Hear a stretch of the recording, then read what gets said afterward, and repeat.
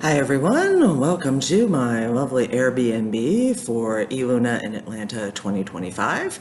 And I'm going to give you the quick saga of what happened yesterday while trying to get here, which may explain why I'm nowhere near the conference hotel until right before my presentation today. But don't worry, I will make it. My ADHD self will make it, albeit not the way I wanted, but we'll get there in a second. So yesterday's travel was actually not that bad. I got to the airport with plenty of time, got the checked bag in, even got my seat upgraded like 7 rows.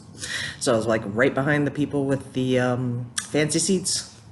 And that was cool. And I even ended up with someone on the window seat who wanted to just sleep, which was fine. And he finally opened the window when we were getting close to the landing, because that was the only part that I was kind of freaked out, because I kept going like, we're going to land, it sounds like, and then we wouldn't. We just kept spinning around. So we finally opened the window, and that helped me out. But aside from that, we had nobody in like the middle seat. I don't know how that happened, but I was very happy. So the flight was great. I get off, I'm a little worked up because it takes me a while in the Atlanta airport from that gate to find where the actual bathroom is, because I'm so used to my tiny airport. And I managed to go get the bags, that's all fine. I had to ask someone to go find where the taxis were, that all ends up fine. And then I get in the taxi. And the taxi is super beat on, and not that you can like pick, you literally just get whoever's at the cab stand, which is fine normally.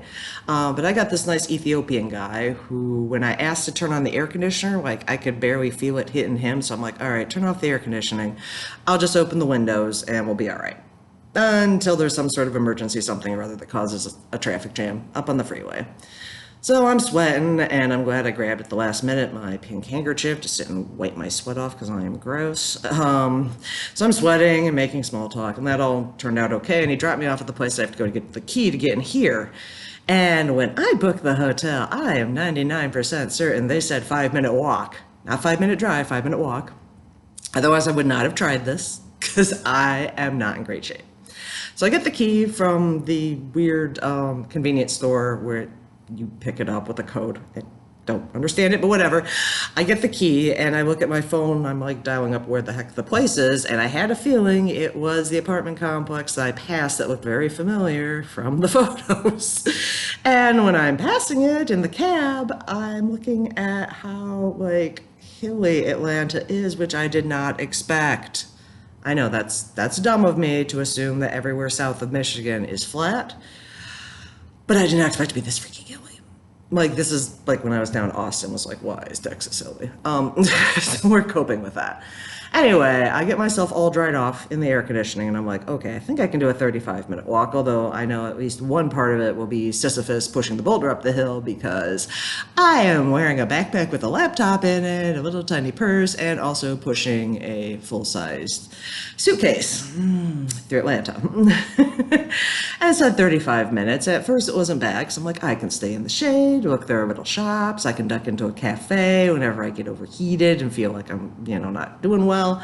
And I think about half a mile, the first half a mile wasn't bad with that. And then next thing I know, I'm in like the apartment zones, and the joys of small town. I'm used to being able to like walk into lobbies and just hang out in lobbies and rest. I know, crazy idea. And in the city, they can't do that because they have, all sorts of nefarious people or drug addicts meandering around. And I'm like, I get that. But on the other hand, I'm about to pass out and I have no water. Bad planning, I know. And I just, every so often keep trying another door. And after 3 or 4 of those, I'm like, okay. And then I finally get down to a block where I see there's a pub. And then slightly up the way, there's a head shop. And I'm like, okay, pub or head shop, pub or head shop. Well, the pub's closer. And I think to myself, if they are nice enough to give me some water, I will probably give them some custom for at least a beer or something. And I go in the pub, and I finally decide to myself upon getting into the pub that like, all right, I've hit my limit. And I check my phone, and I'm like, still there's still 2/3 the way to go, and I have to roll the Sisyphean boulder up the hill still. And I'm like, no, I'm tapping out. I'm just gonna crack and finally get one of those damn rideshare apps, which I did. But I'm sitting in like this one counter inside this pub, and up at the top counter where the bar is, because I dropped all my shit in a booth because I just needed to collapse. Clearly overheated. And I'm hanging out there for a minute, and then somebody walks towards me, who I assume is a waiter, and I'm like, do I place my order with you? And they're like, no, I'm just hanging out. I'm like, okay. And so I go up to the register, because like, you have to register here, and there's someone standing in front of me, and I'm like, what do I place my order with her after a few minutes? And she's like, no, that's a child. The girl turns around. I'm like, okay, she's a child. How am I supposed to know from the back of her head? And the woman, who again I thought was waitress, was like, well, I'm placing my order too, so just hang out. And I'm like, okay, hang out, trying not to pass out.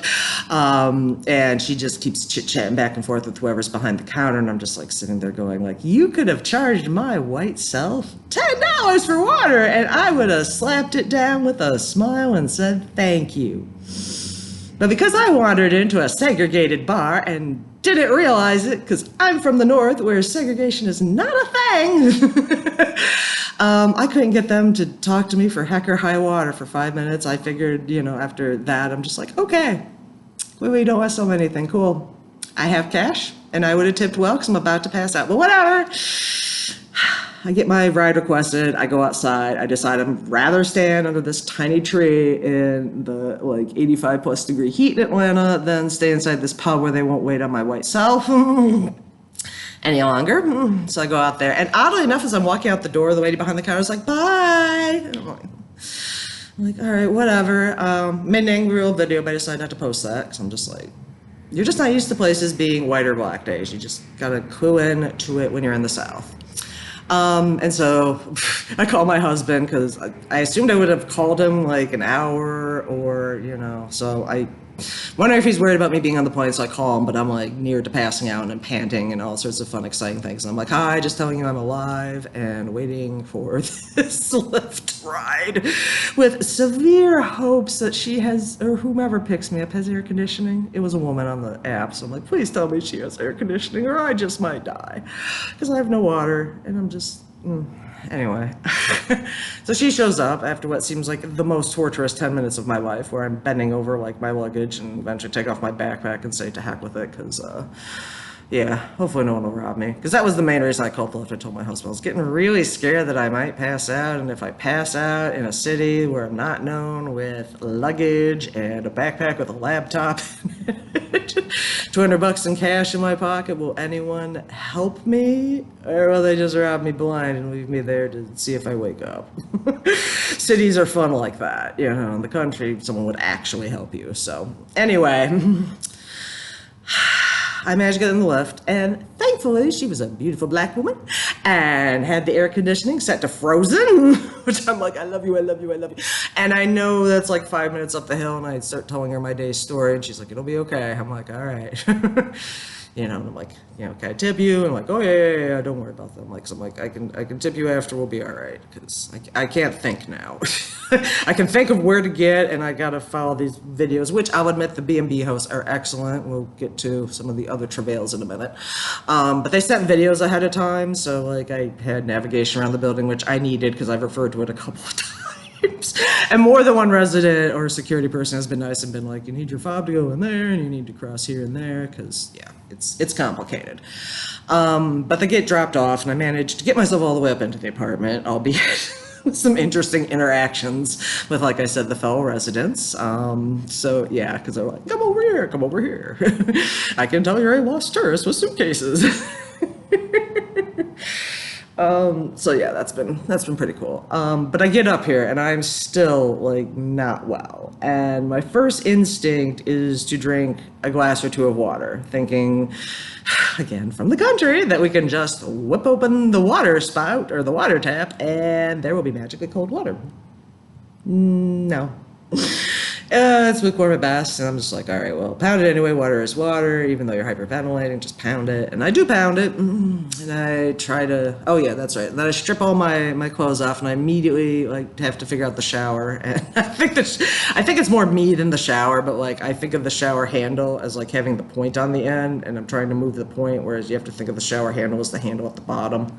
And how that goes, because I was like, why is this shower backwards? Why am I turning left and getting cold? I'm like, because the bottom's to the right. Anyway, the joys of neurodiversity, kids.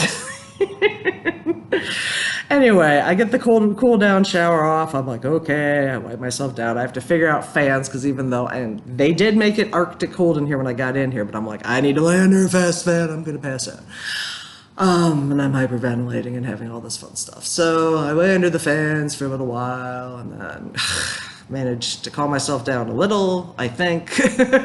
And I decided I'm going to try to get on the Wi-Fi or whatever. And I start trying to find the Wi-Fi network on my phone and I can't find it. So I end up like texting the B&B people and then they end up calling me and they're all like, yeah, if you go in the laundry room area and you go like on this little shelf up there, there's a key and you can open the router, you know, the cabinet with the router is, and you can reset the router. And I'm like, And at this point, I eventually had to hang up on him because I started hunting for the key and I couldn't find the key. And I'm like, I gotta call you back later.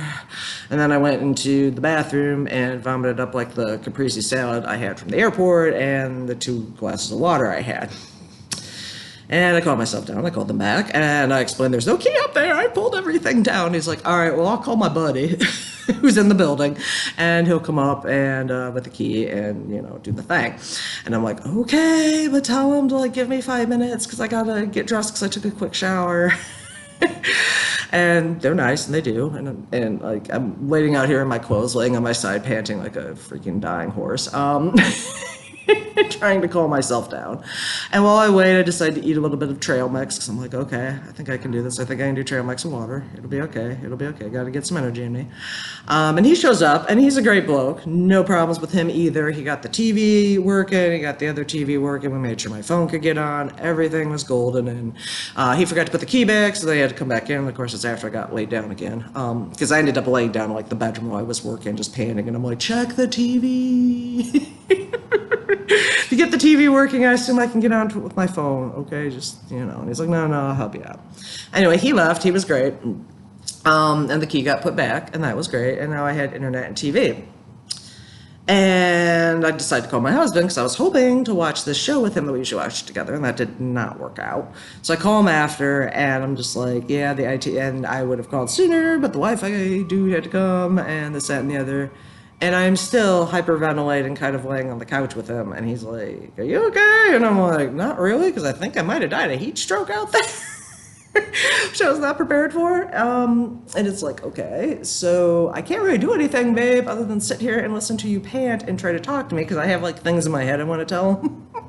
And he's like, oh, by the way, you need to pay this bill, which he did tell me when I got off the plane before I was, you know, overheating. I think about all I got out was like, if you want to pay this bill, just go in there and give them this card. Because I'm like, I can't pay this bill right now.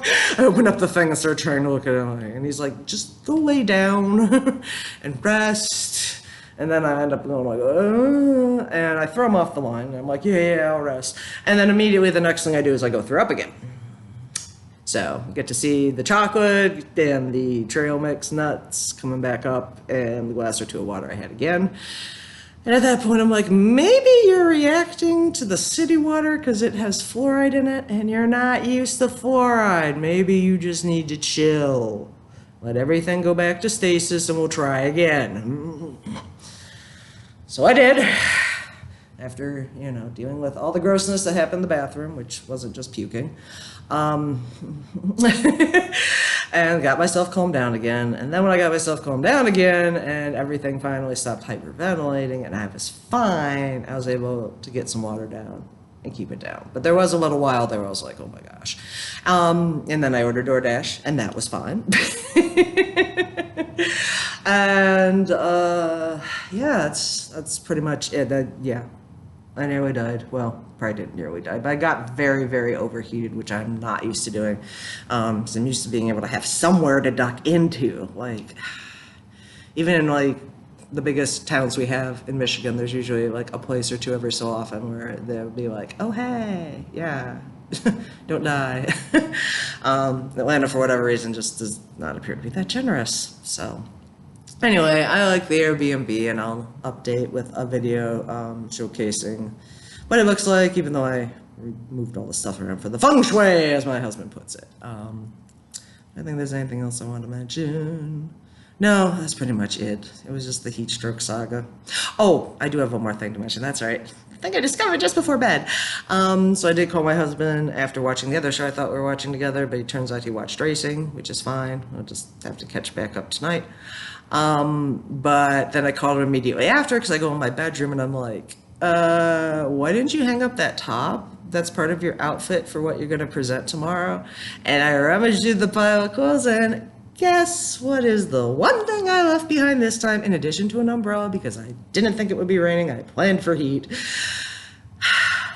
The really nice, really light fabric top with the bat wings that hides my chicken wings that I don't want to show off. Yeah, I have the skirt, I have the tweed skirt. I don't have the black top that covers things and makes me feel confident.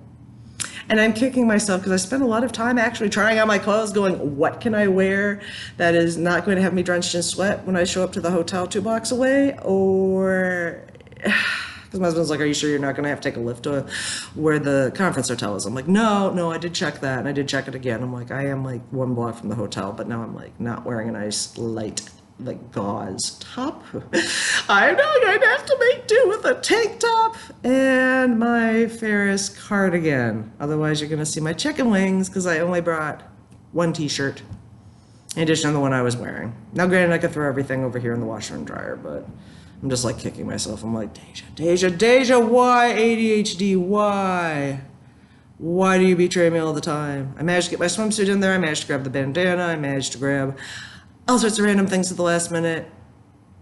For whatever reason, when I was doing shirts and tops and things and walking around and cooking scones, I totally blipped and forgot to put the really nice top in my luggage. So now I'm going to show up looking a little underdressed and hopefully not going to suck at my presentation because I keep trying to tell myself they are here to listen to what you have to say, not necessarily look at you, but yeah, I hate buying clothes, but I also hate having people think like you can't dress. I'm like, no, I can dress when I want to. And my brain isn't betraying me by going 80 million miles a minute. I also forgot my corporate card. And I'm like, I'll be okay with that. Because my husband's like, you want to go back into town and grab that? I'm like, no, I won't need that. And then I have to like check a bag on the plane. And I'm like, can you take any of my virtual cards? And they're like, no. And I'm like, okay, you have to have a physical card. I guess I'm glad I grabbed one from the bank account that has like almost no money in it, in case people steal from us. But yeah, I grabbed that one. I'm like, oh my God. Okay, so now I have to carry 3 forms of payment to go to the city. Whatever's in my Google Pay, and then whatever cash I have, and then now I also have to make sure I carry a plastic card in addition because the other 3 won't work. Just like, oh my God, I'm trying to be secure, but y'all are making it difficult. If we could all just universally agree to accept cash again, that would be nice. Anyway, thank you for listening to my 18 minutes of how we got to ELUNA this year. Wish me luck on my presentation. I'm going to try to practice a bunch of times now, and hopefully it'll be solid, and people won't worry where the heck I am if I don't show up at the building until after 10, because I'm like, I don't know, I didn't get a lot out of the plenary sessions last year, and I think a lot of that's just because I pay way too much attention to all of the exciting Ex Libris products, so I don't know. I'm not gaining a heck of a lot of new information. If you do gain new information, they're going to push it out through the other channels anyway. So I have learned last year not to spend a ton of time worrying about the plenaries. Go to see the people who know how to do the things, i.e. the actual sessions. All right. Oh, and husband, if you're watching this, I am so sorry that I couldn't call you back after we discovered the top. Because even though I was mad and was kind of kicking myself, I did try to call you back after I got disconnected. I was like, thank you for finding that. I'll live. I really will. Might not be the best representation of my school, but I'll live. Anyway, thanks for listening for almost 20 minutes.